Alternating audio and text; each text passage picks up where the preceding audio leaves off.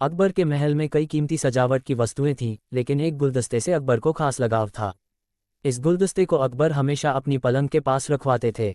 एक दिन अचानक महाराज अकबर का कमरा साफ करते हुए उनके सेवक से वह गुलदस्ता टूट गया। सेवक ने घबराकर उस गुलदस्ते को जोड़ने की बहुत कोशिश की, लेकिन नाकाम रहा। हार कर उसने टूटा गुलदस्ता कूड़ेदान में फेंक दिया और दुआ करने लगा कि राजा को इस बारे में कुछ पता न चले। कुछ देर बाद महाराज अकबर जब महल लौटे तो उन्होंने देखा कि उनका प्रिय गुलदस्ता अपनी जगह पर नहीं है। राजा ने सेवक से उस गुलदस्ते के बारे में पूछा तो सेवक डर के मारे कांपने लगा। सेवक को जल्दी में कोई अच्छा बहाना नहीं सूझा तो उसने कहा कि महाराज, उस गुलदस्ते को मैं अपने घर ले गया हूं ताकि अच्छे से साफ कर सकूं। ये सुनते ही अकबर बोले, मुझे तुरंत वो गुलदस्ता ला कर दो। अब सेवक के पास बचने का कोई रास्ता नहीं था। सेवक ने महाराज अकबर को सच बता दिया कि वो गुलदस्ता टूट चुका है। ये सुनकर राजा आग बबूला हो गए। क्रोध में राजा ने उस सेवक को फांसी की सजा सुना दी। राजा ने कहा, झूठ मैं बर्दाश्त नहीं करता हूं। जब गुलदस्ता टूट ही गया था तो झूठ बोलने की क्या जरूरत थी। अगले दिन इस घटना के बारे में जब सभा में जिक्र हुआ तो बीरबल ने इस बात का विरोध किया। बीरबल बोले कि झूठ हर व्यक्ति कभी न कभी बोलता ही है। किसी के झूठ बोलने से अगर कुछ बुरा या गलत नहीं होता तो झूठ बोलना गलत नहीं है। बीरबल के मुंह से ऐसे शब्द सुनकर अकबर उसी समय बीरबल पर भड़क गए। उन्होंने सभा में लोगों से पूछा कि कोई ऐसा है यहाँ जिसने झूठ बोला हो। सब ने राजा को कहा कि नहीं, वो झूठ नहीं बोलते। ये बात सुनते ही राजा ने बीरबल को राज्य से निकाल दिया।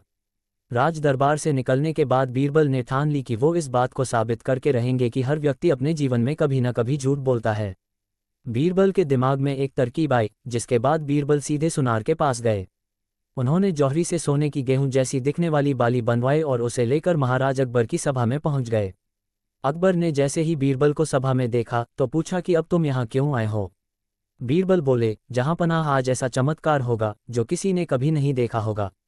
बस आपको मेरी पूरी बात सुननी होगी। राजा अकबर और सभी सभापतियों की जिज्ञासा बढ़ गई और राजा ने बीरबल को अपनी बात कहने की अनुमति दे दी। बीरबल बोले, आज मुझे रास्ते में एक सिद्ध पुरुष के दर्शन हुए। उन्होंने मुझे ये सोने से बनी गेहूं की बाली दी है और कहा कि इसे जिस भी खेत में लगाओगे वहां सोने की फसल उगेगी। अब इसे लगाने के लिए मुझे आपके राज्य में थोड़ी सी जमीन चाहिए। राजा ने कहा, ये तो बहुत अच्छी बात है, चलो हम तुम्हें जमीन दिला देते हैं। अब बीरबल कहने लगे कि मैं चाहता हूं कि पूरा राज दरबार यह चमत्कार देखे। बीरबल की बात मानते हुए पूरा राज दरबार खेत की ओर चल पड़ा। खेत में पहुंचकर बीरबल ने कहा कि इस सोने से बनी गेहूं की बाली से फसल तभी उगेगी जब इसे ऐसा व्यक्ति लगाए जिसने जीवन में कभी झूठ न बोला हो। बीरबल की बात सुनकर सभी राज दरबारी खामोश हो गए और कोई भी गेहूं की बाली लगाने के लिए तैयार नहीं हुआ। राजा अकबर बोले कि क्या राजदरबार में कोई ऐसा व्यक्ति नहीं है जिसने अपने जीवन में कभी झूठ न बोला हो।